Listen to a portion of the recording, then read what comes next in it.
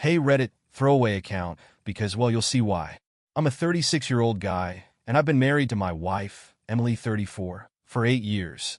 We've got 2 kids, Lily, 7, and Jacob, 4, and up until about 3 months ago, I thought our marriage was solid. Sure, we had the usual ups and downs, money stress, work-life balance, kid chaos, but nothing out of the ordinary. Or so I thought. Looking back, the signs were there. Subtle at first, easy to dismiss. Emily started staying late at work more often, saying she had a big project that her boss, Greg, was leaning on her for. She also became more protective of her phone. Always face down on the table, notifications muted. When I asked about it, she laughed it off. Work stuff, she'd say. Boring emails and reminders, babe. But here's the kicker. Emily's always been outspoken, borderline aggressive, about honesty. She'd roll her eyes at stories of cheating, saying, "If you're that unhappy, just leave. Don't be a coward." That's why, at first, I didn't even consider the possibility. I trusted her. I mean, who'd preach that much about loyalty and then turn around and cheat, right? I should have listened to my gut. The late nights, the sudden interest in hitting the gym, the new lingerie she bought for herself, it all felt off. But I kept telling myself I was paranoid, that I'd been watching too many damn YouTube videos about betrayal. Turns out, those little warning bells weren't paranoia. They were reality knocking on my thick skull, trying to get through. So, about 6 weeks ago, things really started getting weird. Emily, who used to complain about even one mandatory Zoom meeting, suddenly couldn't stop talking about how work is so much better now. She seemed happier, but not in a way that included me. She was glued to her phone, constantly texting and smiling like a teenager with a crush. I asked her about it once, jokingly. "Who's the lucky guy?" She didn't even flinch, just smirked and said, "Oh, it's Stacy from work. We're brainstorming ideas for Greg's project." Stacy? The same Stacy she called insufferable during our last date night? Now, they were BFFs? Sure. Then the excuses started stacking up. She'd cancel family plans because she had client meetings that couldn't wait. One Saturday, she bailed on Lily's soccer game, something she'd never done before. When she came back that evening, she claimed it had been an emergency at work and shrugged it off like it wasn't a big deal. But the kicker was when Emily, who has never been interested in tech, suddenly installed a password lock on her phone. She said Jacob had been watching too many videos on YouTube and she didn't want him messing with her work emails. Reasonable? Maybe. But my gut told me otherwise. That's when I started to feel like an outsider in my own marriage. I felt ridiculous for even suspecting her. She'd never been the type. But something didn't sit right. It was like there was an invisible wall between us, and I couldn't shake the feeling that Emily had built it on purpose. Everything came to a head one random Tuesday night. Emily was in the shower, and her phone buzzed on the kitchen counter. Normally, I wouldn't have cared. But this time, it wasn't just a buzz. It was a full-on notification with a preview. The message read, "Had an amazing time today. Can't stop thinking about it. Face blowing a kiss." My stomach dropped. I froze, staring at the screen like it might explode. The sender's name? Just Mike. Who the hell was Mike? I knew I shouldn't, but I unlocked her phone. Turns out she hadn't bothered to change the PIN, and I knew it by heart. My hands were shaking as I opened the messages. What I found turned my blood to ice. It wasn't just that one message. It was a whole thread. Dozens of texts back and forth, some casual, some not so casual. "Mike, you looked so hot in that dress today. Could barely keep my hands off you." Emily, "Ha, well, you managed to keep them on me long enough." Winking face. "Mike, you're dangerous, you know that?" Emily, "Only for you." I couldn't breathe. My brain refused to process what I was reading. Emily, my wife, the woman I'd built my life with, was having an affair. The sound of the shower turning off snapped me out of my haze. I locked her phone and put it back exactly where I found it. I didn't say anything that night. I couldn't. My heart was pounding, my thoughts racing. I stayed up all night replaying everything in my head, trying to figure out what the hell to do next. Should I confront her? Wait for more proof? Pretend I didn't see it? None of it made sense. I felt like a stranger in my own home, surrounded by lies. After that night, I knew I couldn't just let it slide. But confronting her right away? It felt too risky. Emily was quick-witted and great at spinning things in her favor. I needed more proof, more clarity, more control. So, I started paying closer attention. Every excuse, every late night, Every quick trip to the store went under the microscope. I started noting down dates and times in a little notebook, pretending to be working on a project for Lily's school. One evening, when she said she was going out with Stacy for drinks, I decided to test it. I called Stacy. She was polite but clearly confused. Emily? No, I haven't talked to her in weeks. Why? That was it. That was the moment I knew for sure. Whatever Emily was up to, she wasn't even bothering to cover her tracks properly. Still, I needed concrete evidence. Not just for me, but in case things got messy later, divorce, custody, the whole nightmare scenario. So, I got creative. I installed a small, cheap GPS tracker under her car. Nothing fancy, just enough to see where she was going during her late nights at work. And let me tell you, Emily wasn't working overtime. The first night, the tracker pinged at a bar across town, a bar she'd never mentioned in the 8 years we'd been together. The second time? A hotel. My hands shook when I saw the address pop up on my phone. I stared at it for what felt like hours, hoping it was some sort of mistake. But deep down, I knew. The next morning, I casually asked how her night went. She smiled, actually smiled, and said, "Just a boring work dinner. Nothing exciting." I don't know how I didn't explode right then and there. But the lies were piling up, and I was determined to make her trip over them. The tracker kept pinging that same hotel. Twice more over the next week. She went there after work, always around 7 p.m., staying for a few hours before heading home. I couldn't take it anymore. I had to see it for myself. The following Friday, she gave me the usual excuse. Greg's team is under pressure, and I need to stay late to help finish this report. Don't wait up, okay?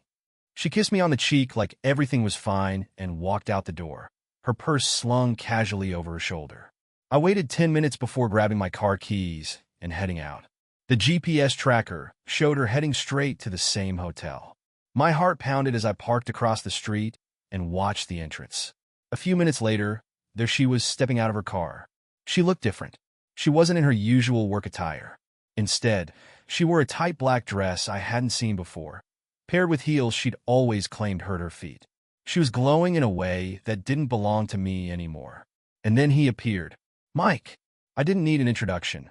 His smug, confident strut said it all. He was tall, well-dressed, and way too familiar with my wife. I sat frozen in the car, watching as he held the door open for her. She laughed at something he said, that same carefree laugh I used to hear when we were dating. They disappeared inside together, leaving me in the car, gripping the steering wheel so hard my knuckles turned white. Part of me wanted to storm in there, make a scene, and demand answers. But what would that accomplish? I'd look crazy, and Emily would have a million excuses lined up. Instead, I stayed outside, simmering in rage and disbelief, until they finally emerged 2 hours later. Watching them say goodbye in the parking lot was like a knife twisting in my chest. He leaned in close, and she let him kiss her. Not a quick peck, a full, lingering kiss like they didn't have a care in the world. She drove home like nothing had happened.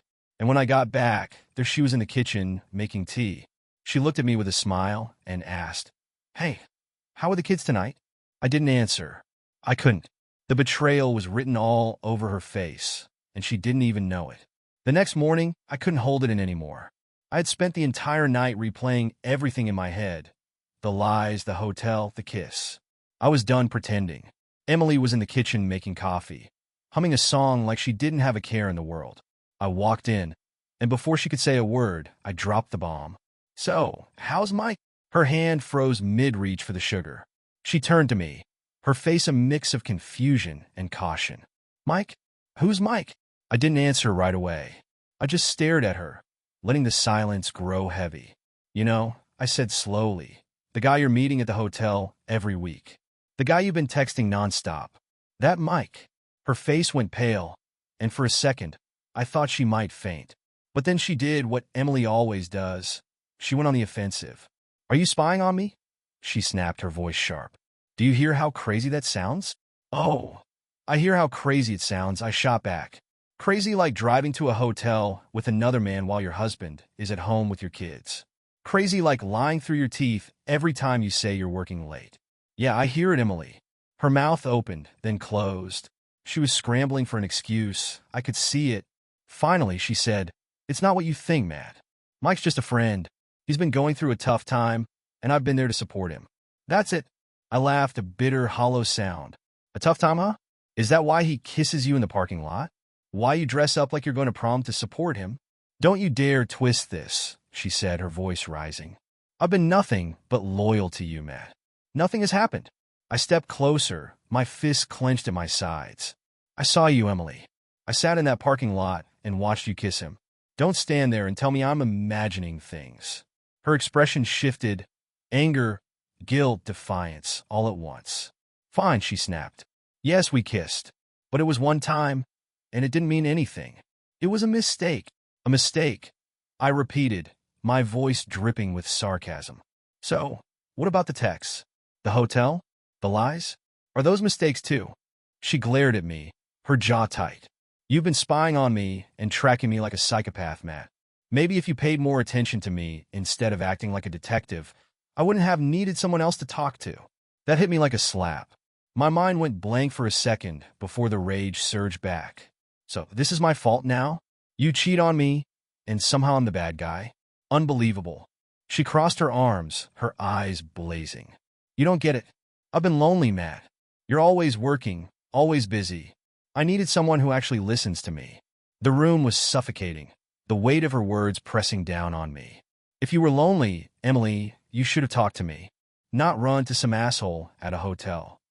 She didn't respond. For the first time, she looked like she didn't have an answer. But the damage was done, and I didn't stick around to hear more lies. I grabbed my keys and walked out, slamming the door behind me. I needed air. I needed space. Most of all, I needed to figure out what the hell I was going to do next. I drove aimlessly for what felt like hours, the confrontation replaying in my mind on an endless loop. Her excuses, her deflection, the audacity to try and pin this on me. It all felt like a twisted joke. How do we get here? Eventually, I found myself parked in front of a small diner we used to go to when we were dating. Back then, life felt simple. We'd split a plate of fries, talk for hours, and laugh about everything and nothing. That memory felt like it belonged to a different couple, a happier one. I ordered coffee and sat in the corner, staring at my phone. A part of me wanted to text Emily, demand she tell me everything, every sordid detail she hadn't admitted yet. But another part of me wanted to block her number and pretend she didn't exist. Instead, I texted my best friend, Ryan. I need to talk. Can you meet me somewhere? Ryan didn't even hesitate. 15 minutes later, he walked in, wearing that concerned big brother look he always gave me when shit hit the fan. I hadn't told him much, just that something was wrong with my marriage. What's going on, he asked, sliding into the booth across from me. I took a deep breath and spilled everything. The late nights, the text, the tracker, the confrontation. I didn't hold back. Ryan listened without interrupting, his face getting darker with every word. When I finished, he leaned back and let out a low whistle. Jesus, Matt. That's brutal. Yeah, I muttered, staring at my coffee. What are you thinking? He asked. I don't know, I admitted. I want to believe her when she says it was just a kiss, but the text, the hotel, it's all too much. How do I even trust her again? Ryan shook his head. Man, I hate to say it, but trust is like a vase. Once it breaks, you can glue it back together, but the cracks are always there. Helpful, I said dryly. I'm serious, he said. You need to figure out what you want, Matt. Do you want to try and fix this? Or are you done? Because sitting in limbo like this will tear you apart. I don't know what I want, I admitted. I love her, but I can't even look at her without seeing him. Ryan nodded, his expression softening. Take some time, man. Don't rush into anything. And if you need backup, you know I've got your back. I nodded, grateful but still lost. After Ryan left, I sat in the diner for a while longer, staring out the window as the sun set. By the time I got home, it was late. Emily was sitting on the couch, looking exhausted. She turned when I walked in, her eyes red and puffy. Where were you? She asked, her voice small. Out, I said flatly, walking past her. Matt, please, she said, standing up. We need to talk. Not tonight, I replied without looking at her. I went upstairs and shut the bedroom door, locking it behind me. I needed sleep, but all I got was hours of staring at the ceiling, wondering how the hell we'd fallen apart so completely. The next morning, I woke up to find Emily sitting at the kitchen table, her face buried in her hands. She looked like she hadn't slept either. The second I walked in, her head shot up, her eyes red and swollen. Matt, she said softly, standing as if to approach me. I held up a hand, stopping her in her tracks. Not now. I need coffee before I can deal with this. She nodded and sat back down, waiting while I poured myself a cup and leaned against the counter. I didn't say anything, just stared at her, waiting for her to make the first move. I'm sorry, she said finally, her voice trembling. I know that doesn't even begin to cover it, but I need you to hear it. I'm sorry for lying to you, for everything with Mike, for breaking your trust. I took a slow sip of coffee, my expression unreadable. What exactly are you sorry for, Emily? The kiss? The hotel? Or the fact that you got caught? She flinched like I'd slapped her. All of it, she said quietly.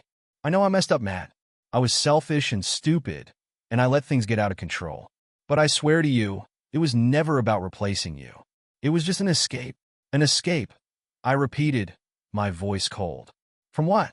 Our life? Our family? Me? Her eyes filled with tears. From feeling invisible. Matt, I've been so lonely for so long. You've been so focused on work, on everything else, and I needed someone to see me again. Her words stung, but they didn't justify what she'd done. And you couldn't talk to me about that? I asked, my voice rising. You couldn't say, hey, Matt, I feel ignored. Let's fix this? No, you had to find someone else to see you. I know, she said, her voice breaking. I know I should have come to you. I don't have an excuse. I don't know what I was thinking. I set my coffee down harder than I intended, the sound echoing in the tense silence. What exactly happened, Emily? And I mean everything. No more half-truths, no more sugarcoating. I want the whole damn story. She hesitated, her hands twisting nervously. It started a few months ago, she admitted. We were at a work event, and Mike was attentive. He noticed things, complimented me, asked how I was doing. It felt nice to be seen. I clenched my jaw, waiting for her to continue. At first, it was just text, she said. Casual stuff, harmless. But then it got flirty, and I let it happen because I liked the attention. And then she trailed off, staring at the table. And then what? I demanded, my voice hard. We met up a few times, she admitted, her voice barely above a whisper. For coffee, for drinks, nothing happened at first. But then, get to the point, Emily, I snapped. The kiss, she said quickly. It only happened once, and I stopped it as soon as I realized what I was doing. In the hotel. I stiffened. The hotel? Her face crumpled. It wasn't what you think, she said desperately. We didn't sleep together. I swear. He booked a room because he said we'd have privacy to talk, but when I got there, I realized how wrong it was. I left after 20 minutes. Nothing happened, Matt. My laugh was sharp and bitter. You expect me to believe that? After all the lies you've already told? I know I've lost your trust, she said, her voice breaking. But I'm telling the truth now. Please, Matt, you have to believe me. I shook my head, my anger boiling over. You don't get to beg for my belief after shattering it into a million pieces. Emily, I don't owe you that. The room fell silent, her sobs the only sound. I turned away, staring out the window, my mind racing. I need time, I said finally, my voice cold and distant. Don't expect things to go back to normal. Because they won't. Without waiting for her response, I grabbed my keys and walked out the door, leaving her alone with her guilt. Driving aimlessly wasn't cutting it anymore. The doubt was eating me alive. Her excuses, her tears, her explanations. They all felt like half-truths wrapped in just enough guilt to keep me on the hook. I needed answers. Real ones. So, I did something I never thought I'd do. I hired a private investigator. His name was Jim, a no-nonsense guy in his 50s with a calm demeanor that made me feel like I wasn't completely losing my mind. When I told him the situation, he didn't flinch. Not my first rodeo, Jim said. If there's something to find, I'll find it. He started the following Monday. I didn't tell Emily, obviously. I went about my days pretending everything was fine, or as fine as it could be after a bomb like this. She seemed to think her tearful confessions and promises to do better had bought her some time, but I wasn't ready to believe her. Not yet. Jim was thorough. He tailed Emily discreetly, followed her to work, tracked her movements during the day. For the first 3 days, there was nothing unusual. She went to work, ran errands, and came straight home. By Thursday, I was starting to think maybe she'd actually cut ties with Mike. Maybe her story about ending it before the hotel visit wasn't complete bullshit. Then Jim called. I followed her to lunch today, he said. She met up with a guy, early 40s, dark hair, slim build. They hugged when he arrived. My stomach tightened. Mike, I asked, already knowing the answer. Sounds like it, Jim replied. They went to a quiet cafe downtown. I couldn't get close enough to hear what they were saying, but they were smiling a lot. Laughing. Definitely not a just friends vibe. I gripped the steering wheel so hard my knuckles turned white. Did she leave with him? No, Jim said. They hugged again in the parking lot. Looked like he tried to kiss her, but she pulled back. They left in separate cars. I didn't know whether to feel relief or rage. She hadn't kissed him, but she'd still met up with him. After all her promises, after all her tearful apologies. She's still lying to me, I muttered, more to myself than to Jim. Do you want me to keep digging? Jim asked. Yes, I said through gritted teeth. If there's more, I need to know. That night, I came home and acted like nothing had happened. Emily was on the couch, scrolling through her phone. She looked up when I walked in, her smile tentative. Hey, she said softly. How was your day? Fine, I said, my tone clipped. She frowned. Are you still mad at me? I didn't answer. I couldn't. If I opened my mouth, I was afraid everything would come spilling out. Instead, I went upstairs, leaving her sitting there, oblivious to the storm brewing just below the surface. Jim didn't have to dig for long. By the following Monday, he had all the confirmation I needed. She met up with him again, he said over the phone, his tone as steady as ever. This time at a hotel downtown. Same guy, Mike. I felt the floor drop out beneath me. Are you sure it was her? I asked, my voice hollow. Positive, Jim said. She arrived around 6:30. He showed up 5 minutes later. They both went inside, didn't leave for 2 hours. I've got pictures if you need them. Pictures. The word hit me like a sledgehammer. On one hand, I already knew the truth. Deep down, I had known for weeks. But there was something about the idea of seeing it, hard proof of her betrayal, that made me physically sick. Send them, I said after a long pause. When the email came through, I couldn't open it right away. I just sat there in my car, staring at my phone, trying to summon the courage. Finally, I tapped on the file and forced myself to look. There she was.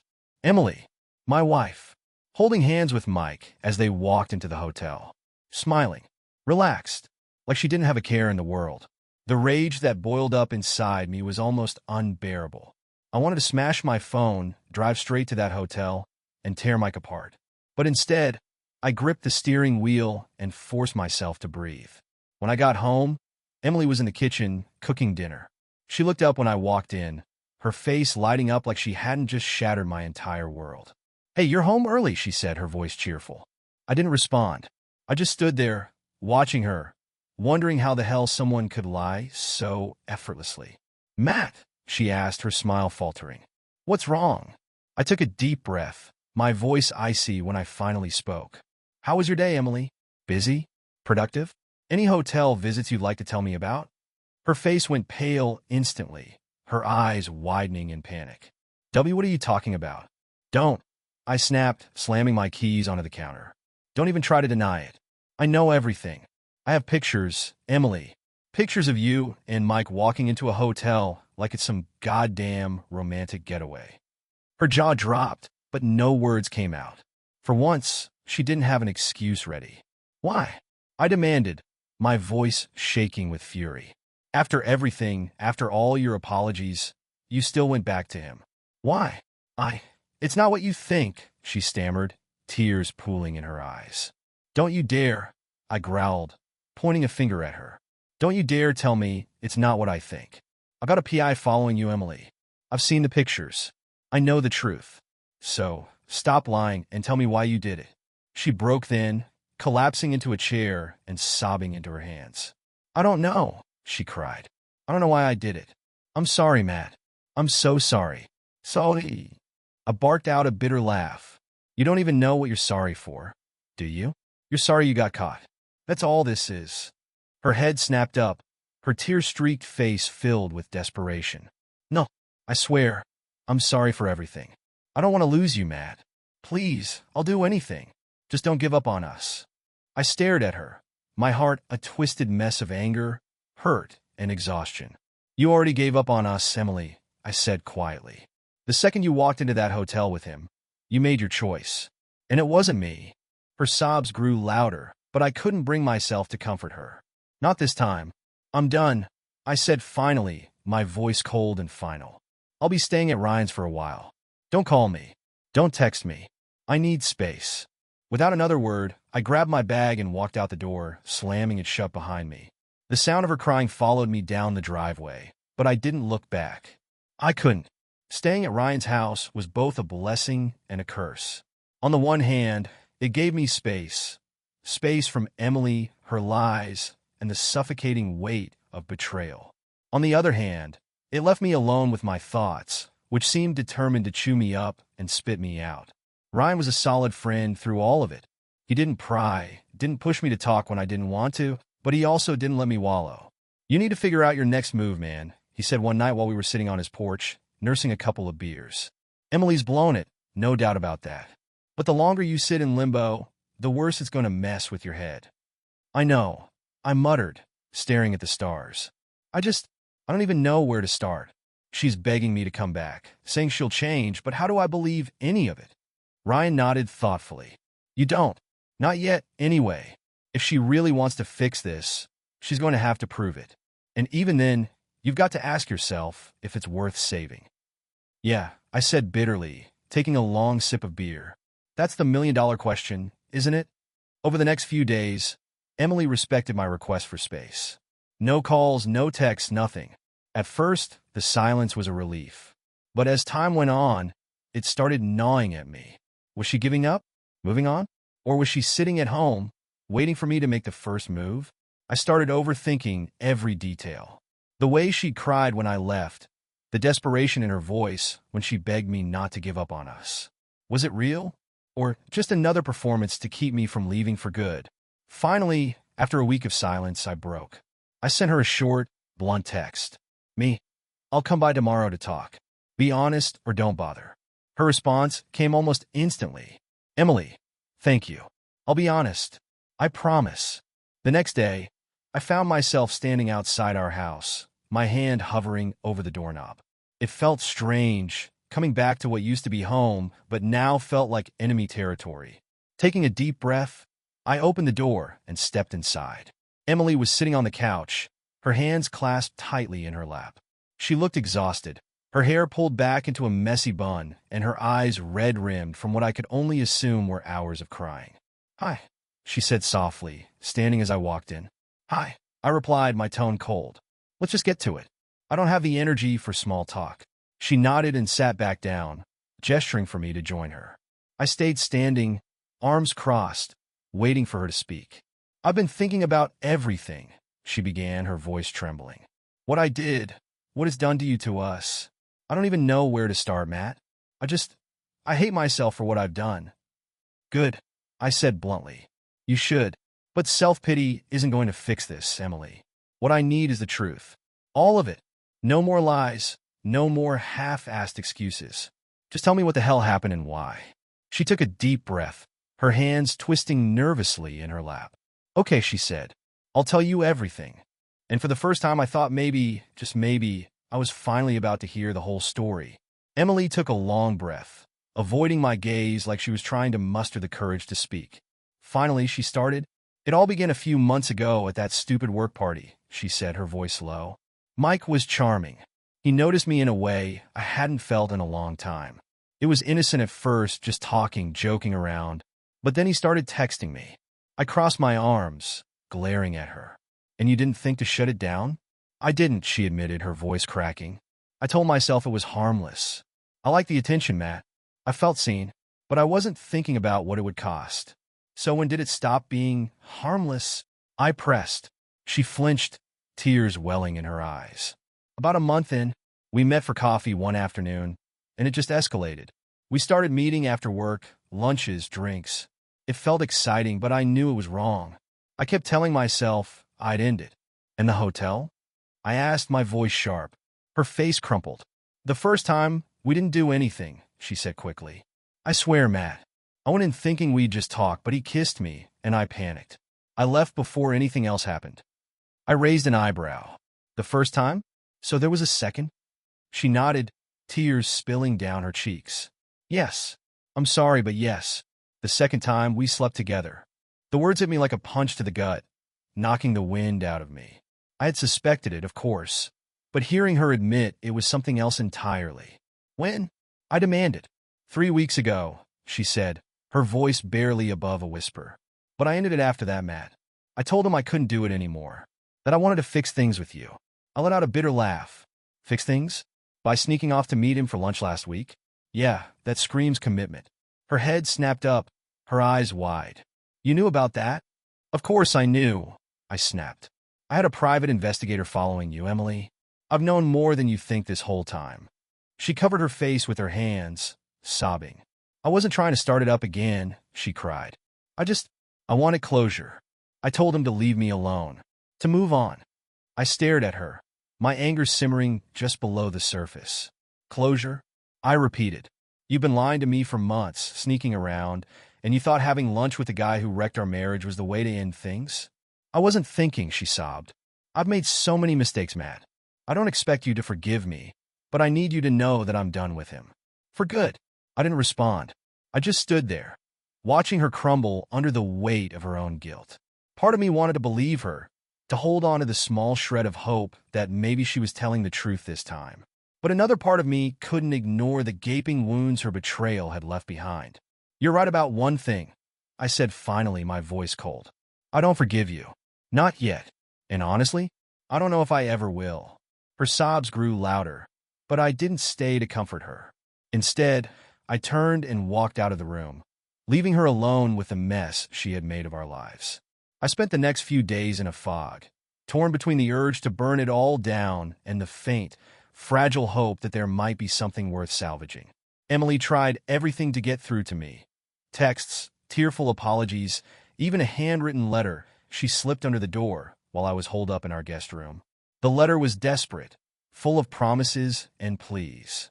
Man, I know I've hurt you more than I can ever fix, but I want to try. I'm willing to go to therapy, to cut off Mike completely, to do whatever it takes to make this right. Please don't give up on us. I crumpled the letter without finishing it. I wasn't ready to hear her promises, let alone believe them. Instead, I threw myself into practicalities.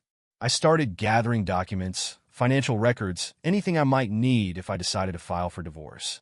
I even made an appointment with a lawyer. Just having the option felt like taking some control back. But at the same time, I couldn't stop thinking about our kids. Lily and Jacob didn't deserve this mess.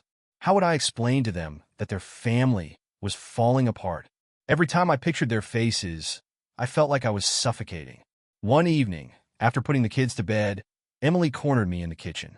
Matt, we need to talk, she said, her voice trembling but determined. About what? I asked flatly, pouring myself a glass of water. About us, she said. About what happens next. I leaned against the counter, crossing my arms. What do you want me to say, Emily? That I trust you? That I believe you're suddenly a changed person? No, she said, her voice breaking. I know I don't deserve that, but I want to know where we stand. Are we going to try to work through this? Or are you done with me? The question hung in the air, heavy and suffocating.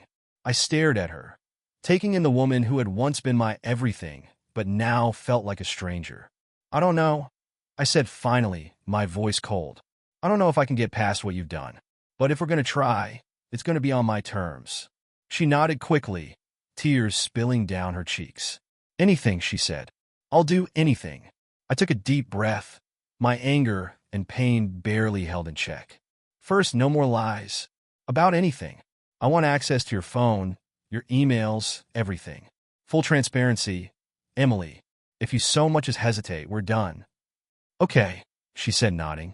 Second, therapy, I continued. Not just couples therapy. Individual therapy for both of us.